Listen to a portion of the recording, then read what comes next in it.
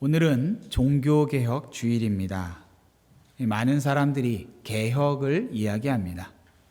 요즘 한국에서는 언론개혁이니 검찰개혁이니 이런 말들이 많이 나오죠. 이런 것들은 언론이나 검찰이 사라져야 된다는 것이 아니라 그런 것들이 지금 문제가 있으니 새롭게 변화되어야 한다라는 뜻이죠. 인류 역사에서 가장 큰 개혁 중에 하나를 꼽는다면은 바로 종교개혁을 꼽을 수가 있습니다. 말 그대로 당시에 기독교였던 이 가톨릭이 너무나도 부패했기 때문에 새롭게 되어야 했고 또 그렇게 되었다는 것이죠. 1500년대에 캐톨릭은 어느 당시보다도 중세에서도 가장 심하게 타락한 상태였습니다. 교황은 마음대로 성직을 할당할 수가 있었어요. 지금 성직을 감당하고 있는 사람이 만약에 지금의 자리에서 물러나게 됐을 경우를 생각해서 그 후임의 대기 리스트에 올라가려면은 세금을 내야 됐어요. 예약세. 그리고 성직자로 임직하면은 1년 동안 교황청에게 취임세를 또 내야 됐어요. 또 특정 교회 성직자를 놓고 이런 곳에 여기에 성직 자리가 비었다라고 하면은 거기에 또 대기세를 또 냈어요. 성직을 계속해서 매매하면서 교황이 재산을 쌓았던 것이죠. 그 가운데 교황 레오 10세는 베드로 성당을 짓기 위해서 막대한 공사비가 필요했어요. 역사 속에서 이 베드로 성당은 120년에 걸쳐서 건축을 하게 돼요. 근데 그 교황의 청의 그 옥상 천장에 이런 미켈란젤로가 그 멋진 그림을 그리죠. 그런 것들에 어마어마한 돈이 들어가는 거예요. 자, 이렇게 성직을 파는 것으로도 돈이 부족했어요. 자, 그래서 1506년부터는 면죄부 판매를 그 전에 했다가 멈췄던 것들을 다시 팔기 시작합니다. 면죄부라고 하는 것은 이걸 돈 주고 사면은 그 죄가 사함받아서 지옥 갈 인생이 천국 간다, 그런 증이죠. 면죄부를 많이 팔려고 하다 보니까 지방 감독관들한테 수수료를 절반씩을 떼줘요. 자, 그러니까 지방 감독관들도 열심히 팔아요. 면죄부를 영혼을 구하려고가 아니라 이걸 팔아서 한몫 단단히 챙기려고. 그래서 그때 당시에 어떤 식으로 면죄부를 팔았냐면은 시장에 길거리에 나가서 이 면죄부를 파는 사람들이 자, 여기 면죄부가 왔습니다 라고 하시는 거예요.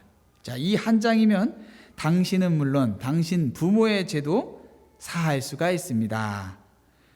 여러분들은 저 연옥에서 지옥에서 부르짖고 있는 당신 부모들의 고함 소리가 들리지 않습니까? 라고 외치는 거예요. 얘야, 우리가 너를 낳았단다. 너를 힘들게 키웠다. 우리가 이 뜨거운 불 속에서 고통받고 있는데 너는 편안히 살고 있니? 살려다오, 살려다오. 우리를 구해다오. 면죄부를 사서 우리를 구해다오. 그렇게 울부짖는 소리가 들리지 않습니까? 라고 외치면서 면죄부를 판 거예요. 기가 막히죠. 이 당시에 어떤 식으로 얘기했냐면은 면죄부를 사면은 살아있는 사람은 즉시 그 죄가 용서받고 연옥에 있는 자를 위해서 면죄부를 대신해서 사주면은 그 은하가 이 헝금함 속에 땡그랑하고 떨어지는 소리가 나는 순간 연옥에서 천국으로 들려 올라간다라고 가르친 거예요.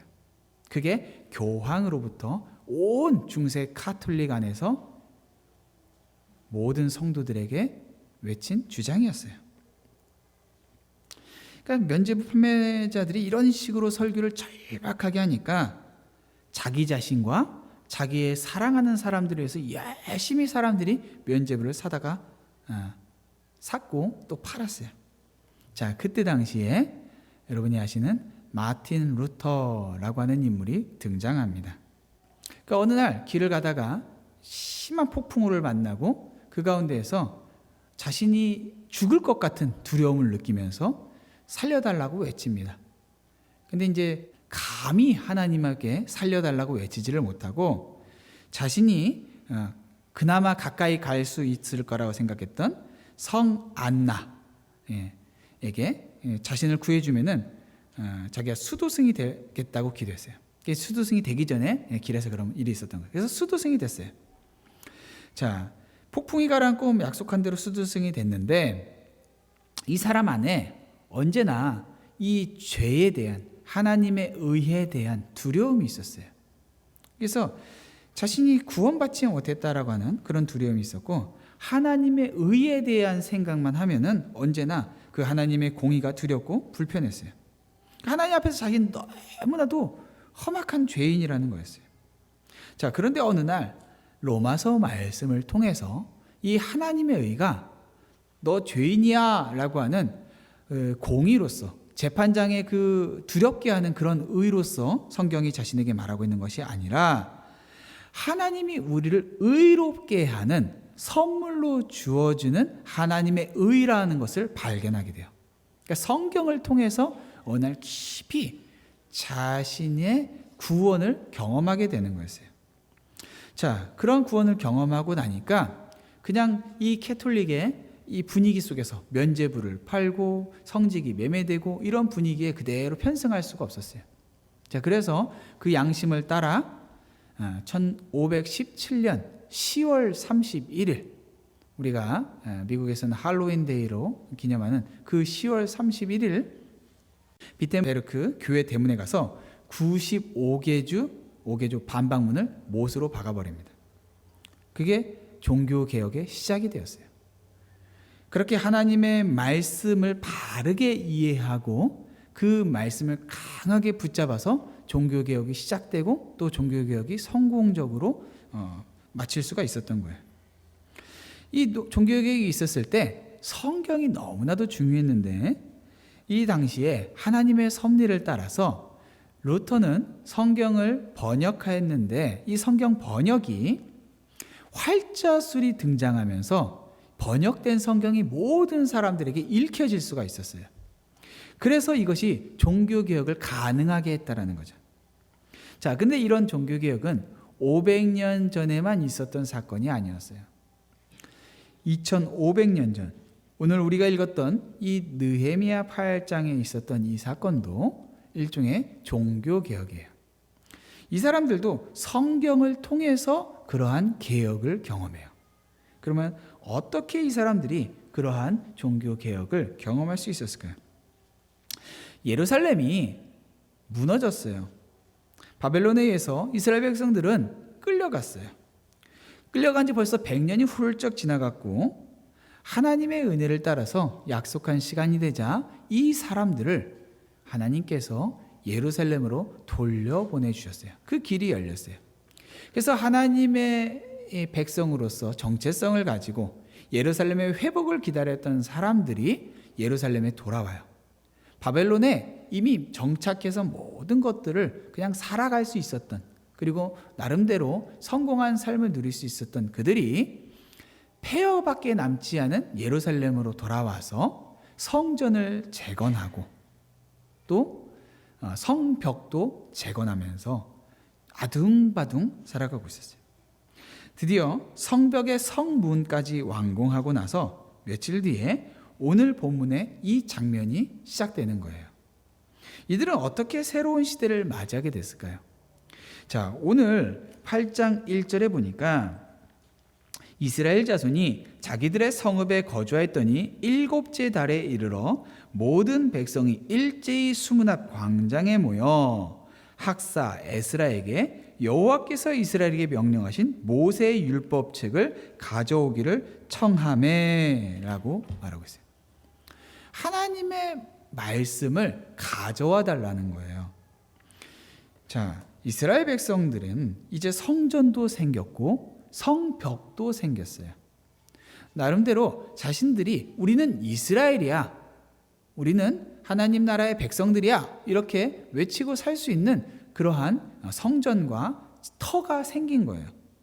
그런데 이런 것들을 다 갖추고 나니까 정말 자신들의 정체성은 이것에서 시작되는 것이 아니라 자신들의 정체성을 확립할 수 있는 정말 중요한 것을 찾아보니 그게 바로 하나님의 말씀이라는 거죠. 이들은 자신들을 예루살렘으로 돌아오게 하신 하나님의 뜻이 무엇인지를 알기를 원했어요. 하나님의 백성이라고 하나님께서 아브라함부터 불러주셔서 지금까지 살아왔지만은 어느새 자신들은 바벨론에 끌려갔다가 다시 하나님의 섭리 따라 여기까지 돌아오기는 했어요. 그런데 하나님께서 도대체 자신들에게 원하시는 것이 무엇인지를 알지를 못하는 거예요. 제일 중요한 게 뭐냐면은 성경을 가지고 성경을 읽는 거예요. 근데 당시 이 사람들은 성경 읽는 것이 쉽지가 않았어요. 오늘날처럼 인쇄술이 발달해서 뭐 성경을 갖다가 다 이렇게 찍을 수 있는 게 아니었어요. 두루마리에다가 다 일일이 필사를 했어야 됐어요. 근데 문제는 필사된 성경을 그들이 가지고 있기도 쉽지 않았지만 있어도 읽을 수가 없었어요. 오랜 시간 동안 바벨론의 포로로 끌려가 있었기 때문에 히브리어로 쓰여진 이 성경을 읽는 게 쉽지가 않았어요. 그리고 혹시 그 가운데서 그 성경을 읽는다 할지라도 그 뜻이 무엇인지 알기에는 너무 오랜 시간 동안 그 가운데에 참된 예배 또 가르침 이런 것들이 단절되어 있었던 것이죠. 근데 그 가운데 하나님께서 이 바벨론에서 위대한 한 학사 에스라라는 사람을 보내게 돼요. 이 사람은 성경을 굉장히 깊이 연구하는 제사장이면서 학사였어요. 그래서 사람들이 이 사람에게 요구한다면은 우리에게 바르게 성경을 가르쳐 줄 수 있겠다 싶어서 사람들이 성벽까지 다 완공되고 나자 다 몰려와서 에스라에게 성경을 가져다가 읽어달라고 요청하고 있는 것이죠. 자, 그래서 이 사람들이 광장에서 에스라의 성경 읽어주는 것을 듣고 있는데 새벽부터 정오까지 6시간 동안을 서서 성경을 들어요. 여러분, 우리 침례교는요, 물론 이제 다른 교단에도 그런 교회들이 있지만은 성경을 봉독할 때에 다 같이 자리에서 일어나서 성경을 읽어요. 어떤 사람들은 교회 왔는데 귀찮게 그냥 성경 읽을 때 일어난다, 뭐 시킨다 하는데 6시간 동안 성경을 들으면서도 이 사람들의 마음 가운데 누가 시킨 게 아니라 자발적으로 그렇게 성경 듣기를 바랬다라는 거죠. 성경을 읽는다는 것은 하나님을 알아가겠다라고 하는 의지의 표현이에요. 우리에게 하나님을 아는 것이야말로 다른 것과는 비교할 수 없는 가장 소중한 것이죠. 하나님은 당신 자신을 피조물에게 알려주기를 원하세요. 그래서 온 우주에는 하나님의 성품과 하나님이 누구이신지가 담겨 있어요. 그런데 이 우주 자연 세계에서 발견되는 하나님은 성경 속에서 하나님께서 친히 계시하신 하나님과는 감히 비교할 수 없는, 마치 태양 앞에 반딧불과 같이 하나님을 온전히 알기에는 참 많이 부족하다라는 거죠. 그런데 하나님께서 이 성경을 주셨어요. 이 성경을 주시기 위해서, 하나님의 말씀을 주시기 위해서 구약에 보면 얼마나 많은 선지자들을 하나님께서 보내주셨는지 몰라요. 근데 사람들이 하나님의 말씀 듣기를 기뻐하지 않아요. 다 거절해요. 거부해요. 하나님 말씀 전한다고 온 사람을 갖다가 돌로 쳐요. 하나님 말씀을 전하면서 너희들이 이렇게 살면 안 된다 했더니 톱으로 썰어버려요.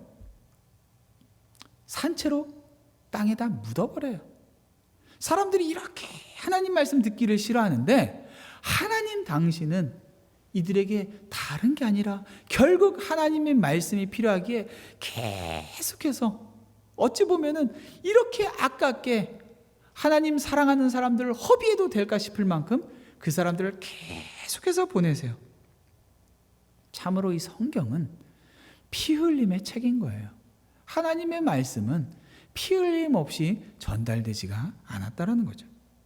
여러분, 성경은 전 세계에서 가장 많이 번역된 책이지만 종교개혁 이전에는 라틴어로밖에 읽을 수가 없었어요. 다른 언어로 번역하는 것 자체가 금지였어요.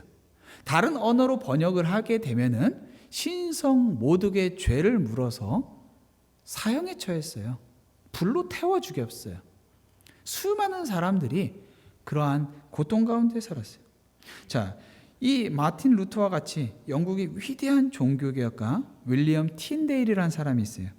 이 사람은 모든 성도가 당연히 성경을 자신의 언어로 읽을 수 있어야 된다라고 믿었어요. 자, 성경을 영어로 번역하는데 영국의 국왕이 그걸 금지시켜요. 안 돼! 라는 거죠. 가톨릭 성직자들 다 반대해요.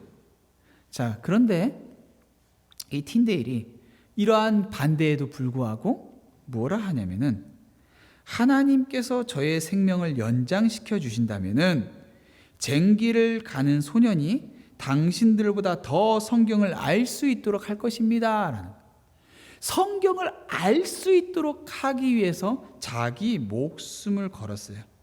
그렇게 어렵게 신약 성경 3,000부를 출판해서 영국에 반입을 했어요.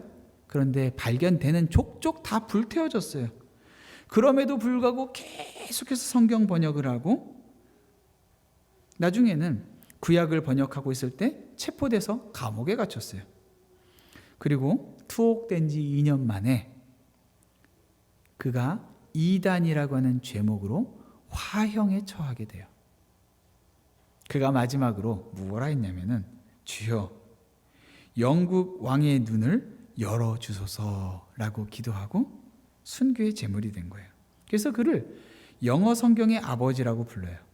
자, 그런 그를 화형에 처했던 헨리 8세가 3년 후에 그가 틴데일이 번역했던 성경을 기초로 영어 성경을 출판하게 해요.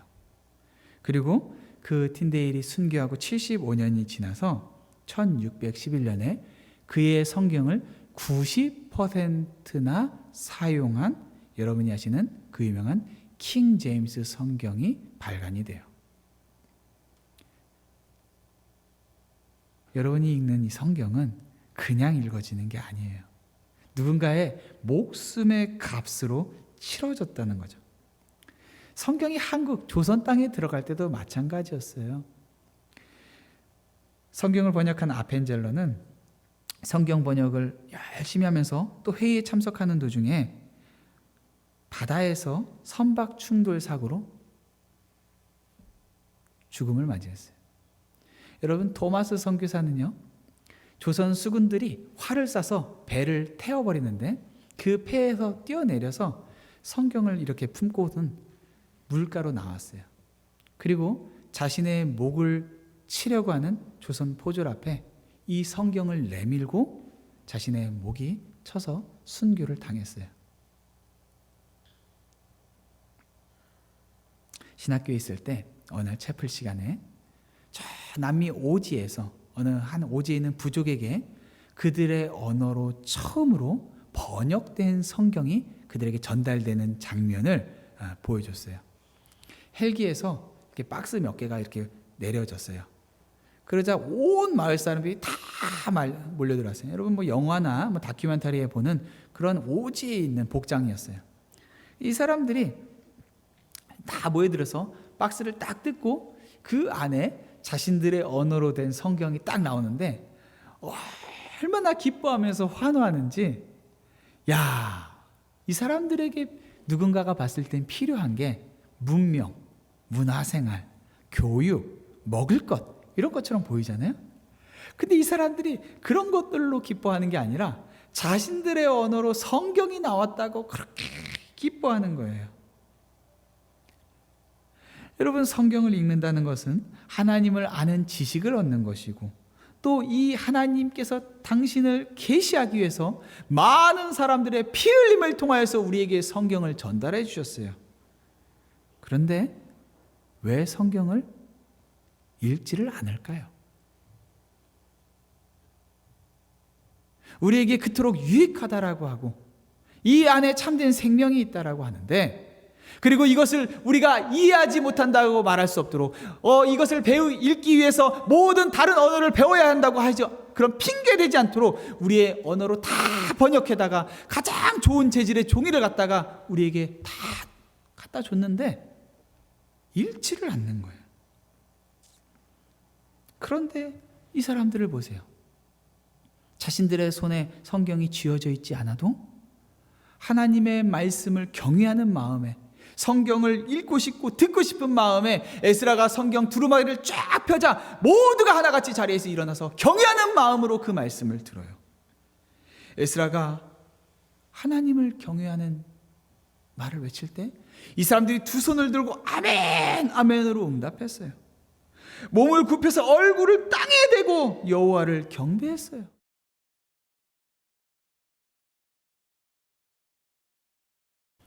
이것이 하나님 앞에서 자기들이 죄인임을 표시하는 자세죠. 이러한 태도는 오늘날 하나님의 말씀을 너무나도 가볍게 대하는 이 시대의 풍조와는 참 많이 다릅니다. 하나님께서 피조물에게 말씀하시고 그 뜻을 계시해 주셨다는 사실에 오늘날 많은 성도들이 너무나도 무감각하게 살아가고 있어요. 자, 그렇게 성경을 읽어야 해요. 그런데 성경을 읽는 것이 전부가 아니죠. 이들에게 이 개혁이 일어나기 위해서는 뭐가 필요했냐면 바로 성경을 이해하는 것이에요. 에스라는 그들에게 단지 성경을 주기만 한 게 아니라 그 뜻을 풀어서 깨닫게 했어요. 그동안은 이 사람들은 그 뜻이 무엇인지 알지를 못했지만은 이제 에스라와 레위 사람들까지 모두 동원돼서 성경의 뜻을 풀어주기 시작했어요. 하나님께서 정말로 그 마음을 우리에게 계시해 주시기 원하시기 때문에 여러분이 하나님의 말씀을 알고자 한다면은 하나님은 기뻐서 우리에게 그 뜻을 풀어주세요. 성령께서 우리에게 그 뜻을 계시하여 주시고 또 좋은 목회자와 또 책들과 이런 여러 가지 것들로 여러분이 그 말씀을 온전히 이해할 수 있도록 계속해서 도와주세요. 무엇보다 성령의 조명이 없이는 우리는 성경을 바르게 이해할 수가 없죠. 조명이라고 하는 것은 빛을 비추인다는 뜻이에요. 성경은 성령께서 쓰신 책이죠. 그러니까 성경을 올바로 이해하기 위해서는 여전히 성령님이 필요한 거예요. 성령님께서 우리 마음 가운데에 그 어둡고 부패한 마음 가운데에 그 지성 가운데 빛으로 쫙 비춰주시면은 그제서야 우리는 성경이 말하고 있는 바가 무엇인지를 깨달을 수가 있어요. 어떤 사람들은 성경을 읽는 것이 너무 어려워서 못 읽겠다라고 해요. 혹은 읽어야 한다고 해서 읽기는 읽는데 그 뜻을 알고자 힘쓰지는 않고 그냥 읽은 것으로 만족해요. 1독했어요. 2독했어요. 3독했어요. 몇 독을 했느냐가 중요한 게 아니라 그 뜻이 무엇인지를 알아야 하는 것이죠. 물론 때로는 이해하기 어려운 본문도 있어요. 그런데 때로는 이해하기 어려운 본문 앞에 서서 그 뜻을 알고자 몸부림치는 것 그 자체가 주는 유익이 있어요.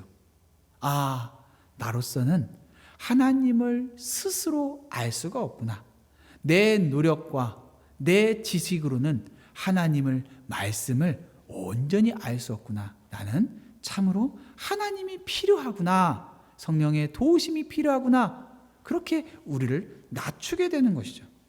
그렇게 나 스스로는 이 뜻을 다 알 수 없다라고 하는 그러한 태도, 자신을 한계를 인정하는 겸손한 성경 읽기가 바로 성경을 읽는 첫 번째 자세인 것이죠. 그렇지만 이 겸손한 성경 읽기는 그 자리에 내가 하나님의 뜻을 알지 못합니다 라고 끝나질 않아요.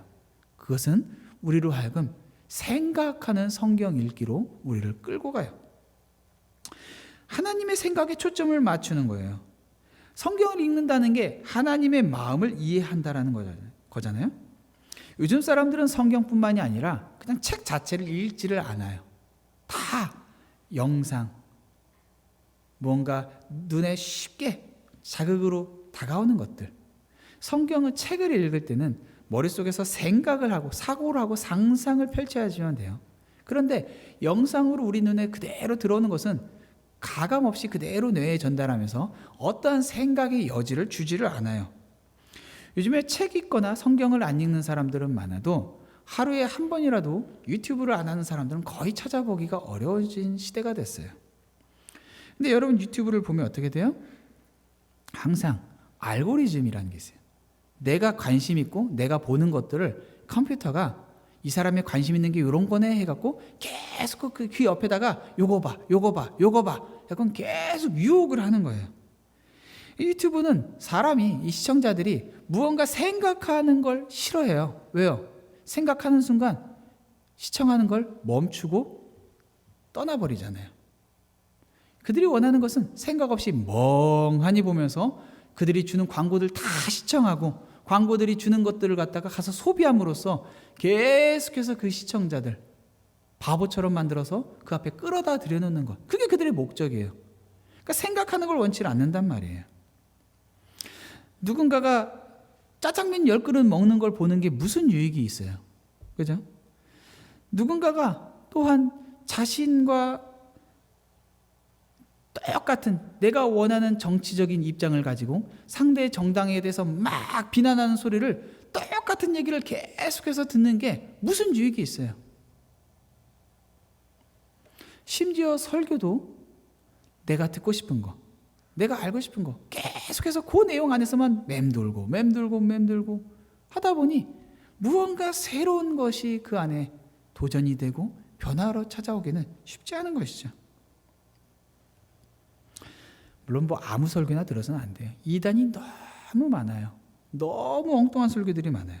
그런데 성경을 읽으면 달라요.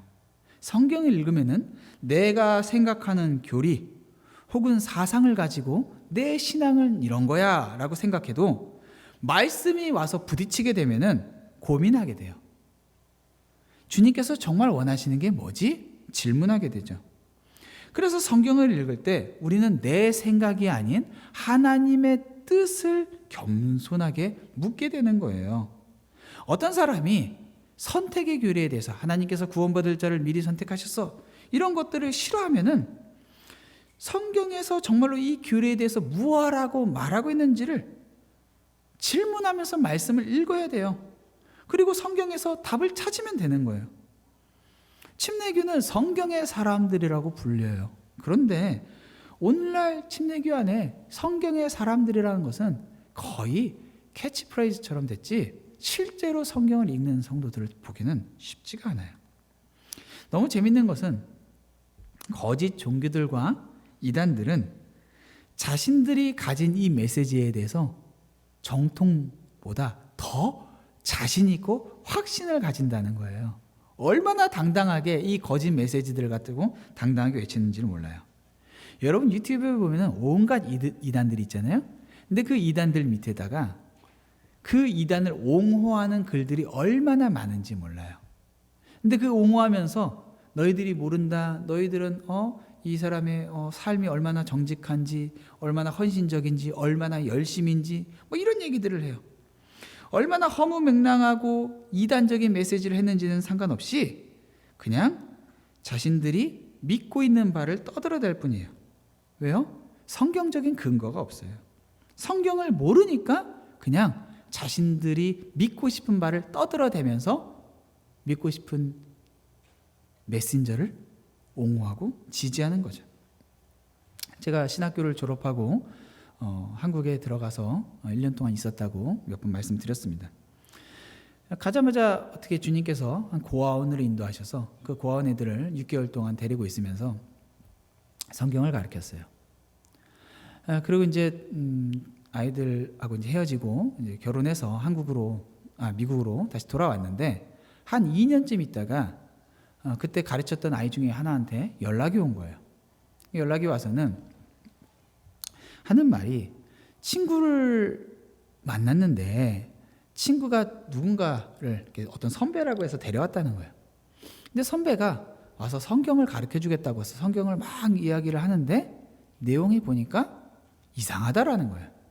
그래서 이건 아닌 것 같다고, 이건 아닌 것 같다고 다 설명하지는 못하지만 이건 아닌 것 같아요 하면서 저한테 이제 연락해서 아직 안수받기 전이었으니까 전사님 이러이러한 내용을 들었는데 이상하지 않아요? 그래서 얘기했죠. 그거 이단인데 내용 들어보니까 구원파 내용이에요. 너 근데 그거 이상한 거 어떻게 알았어? 했더니 제가 전사님한테 들었던 내용들하고 계속 부딪혔어요.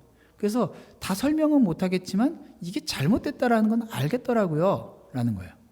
여러분, 구원파 교리가요, 굉장히 촘촘하게 돼 있어요. 그래서 잘 모르는 상태에서 그런 사람들 만나게 되면은 그런가? 하고 혹 넘어갈 수가 있어요. 모든 이단들이 그렇죠.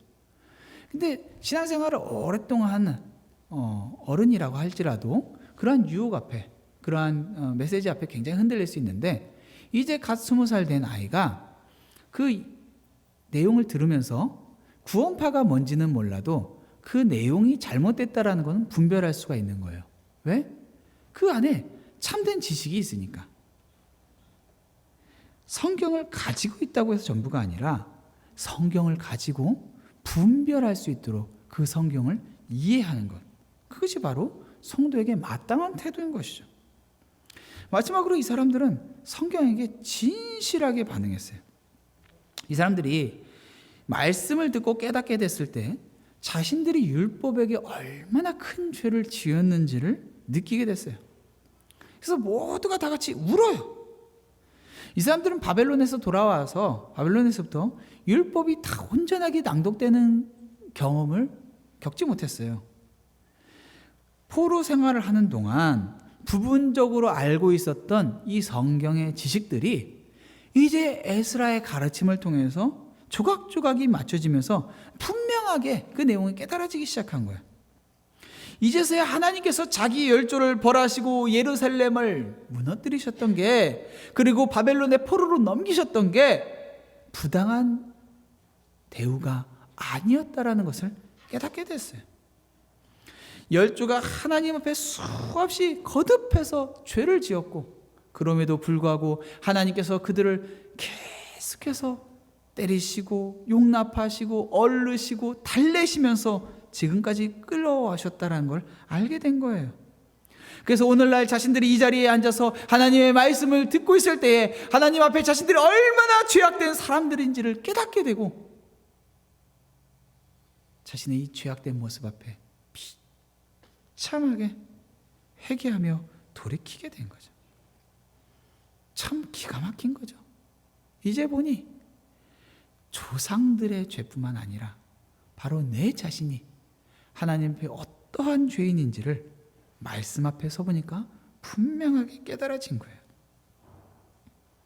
그 사람들이 울기 시작하니까 모두가 다 같이 울어요.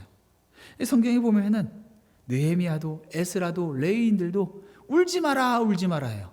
그러니까 이 울음이 쉽게 그쳐지지가 않았다라는 거예요. 자, 그런데 에스라도 느헤미야도 레위인들도 이들에게 울지 말라고 했던 이유가 있어요. 왜냐하면은 이날은 여호와의 성일이다 라는 거죠. 죄에 대해 슬픈 마음을 갖는 것은 말씀 앞에서는 정직한 태도의 반응이지만은 그것이 하나님이 주시는 기쁨을 방해하게 해서는 안 돼요. 이 날은 하나님께서 이스라엘을 회복시킨 잔칫날이었어요. 이 사람들에게 하나님께서 원하시는 것은 자신의 죄와 연약함에 집중하는 것이 아니라 그러한 죄인들을 구속하신 하나님을 바라보는 것, 그게 바로 하나님께서 원하시는 거예요. 오늘날 많은 그리스도인들은 죄에 대해 무감각하죠. 죄에 대한 설교도 사라지고 죄의 형벌인 지옥에 대해서 말하는 것은 거의 찾아보기가 어렵게 됐죠. 그리스도인들은 죄에 대해서 당연히 민감하게 반응해야 돼요. 죄에 대한 감각을 갖추고 고민하고 그렇게 살아야 돼요. 그런데 그게 전부는 아니에요. 억눌려서 사는 것이 그리스도인의 삶이 아니에요. 자신의 죄인됨에 대한 분명한 인식을 갖지만 마치 루터가 자신의 죄에 대해서 그러했듯이, 그러나 말씀 앞에서는 이 죄와 함께 죄로부터 자유하게 하시는 하나님의 복음이 우리에게 참된 기쁨을 주시는 거죠. 12절에 보니까 그들은 읽어 들려준 말을 밝히 알았기 때문에 크게 즐거워했다라고 말하고 있어요. 말씀을 알게 되니까 자신의 죄인됨에 슬퍼했을 뿐만 아니라 그 말씀을 더 깊이 알고 나니까 그 안에 즐거움, 기쁨이 찾아온 거예요. 우리는 우리 자신의 부패에 대해서만 집중해서는 안 돼요. 슬픔은 우리를 낙심시키기 위한 것이 아니라 결국에는 우리를 향하여 일을 이루신 하나님을 바라보게 하는 그 통로가 되어야 된다는 것이죠. 내가 죄인이라는 것이 발견되면서 그 안에서 주님께서 어떠한 사랑으로 우리를 대해 주셨는지를 더 선명하게 발견할 수 있고, 그래서 내가 죄인이라는 사실을 발견하면 발견할수록 주님을 더 사랑하게 되고 주님이 주시는 그 기쁨은 더 충만해지는 것이에요. 그렇게 말씀을 바로 깨닫게 되자 오늘 본문에 이어서 뒤에 13절부터 18절까지 보면은 이 사람들이 자발적인 순종을 해요. 느헤미야가 10절에서는 먹을 것을 나누어 주라고 했더니 12절에서는 이들은 기뻐하면서 서로 나누어 줘요. 그리고 13절 18절에서는 이 사람들이 초막절을 발견하곤 자발적으로 나가서 나뭇가지를 주워다가 옥상에서 들에서 바깥에서 초막을 짓고서는 편안한 잠자리가 아닌 일부러 몸을 불편하게 하는 초막절을 지켜요. 편안한 잠자리를 거부하고 하나님께서 애굽에서 그들을 출애굽시키셨을 때 광야에서 초막을 짓고 살았던 그 시간들을 기억하며 하나님께 감사를 올려드리는 거죠. 누가 시킨 게 아니에요. 말씀을 깨닫고 나니까 스스로 그렇게 자발적으로 움직인 거죠. 말씀이 그들의 마음과 감정, 행동까지 다 주관하고 있는 것이죠. 루터는 하나님의 말씀을 번역하고 바르게 해석하고 가르쳤다는 이유로 이단으로 정죄받고 목숨의 위협을 받았어요.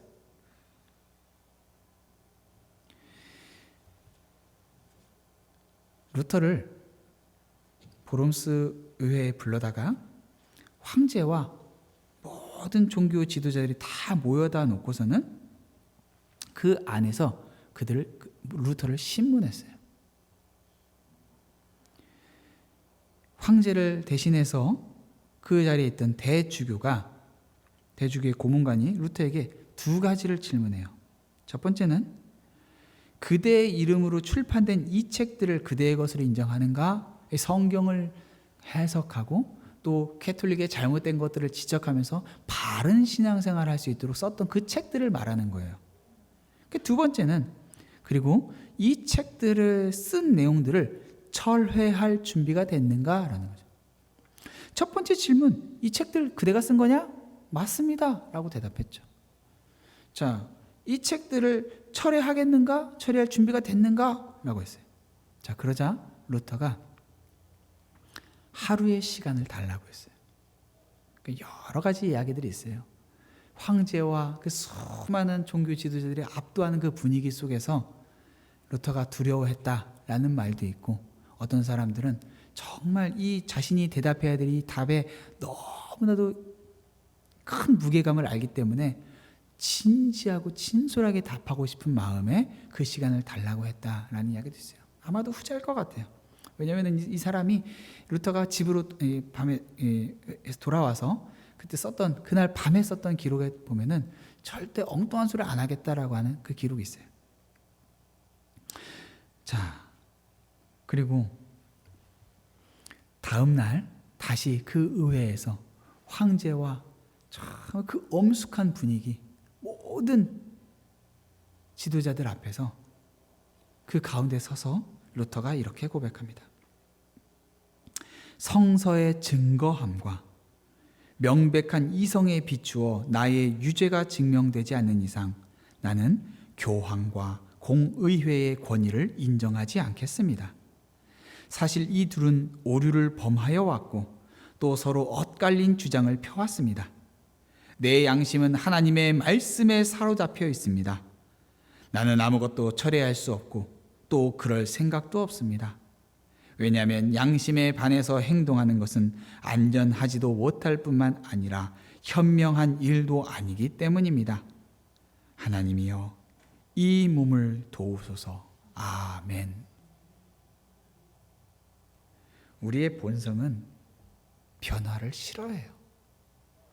변화는 힘들어요. 그러나 성도는 이 병든 마음을 지녔지만 주님께서 계획하신 성도의 본연의 모습을 발견한 사람들이에요. 그러한 사람들에게 요구되는 변화는 부패한 캐톨릭에 요구되는 변화와 비교되지 않을 개혁이에요.